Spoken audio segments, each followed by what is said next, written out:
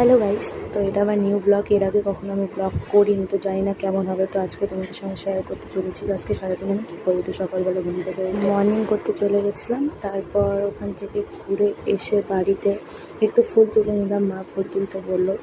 তারপর একটু বিছনাটা গুছিয়ে নিয়ে ব্রাশ করে মুখ ধুয়ে আমি সকালবেলা উঠে প্রতিদিন জল গরম খাই, তো জল গরম খেয়ে নিয়ে রেডি হচ্ছিলাম। আজকে যাব কাজ করতে, আমি টেলারের কাজ শিখি, তো ওখানে যাবো। তো রেডি হয়ে একটু খেয়ে নিলাম, খেয়ে দিয়ে আমি একটু বৌদি ভাবছে কি আমি ছবি তুলছি, তো আমি ছবি তুলছিলাম না, আমি ভিডিও করছিলাম।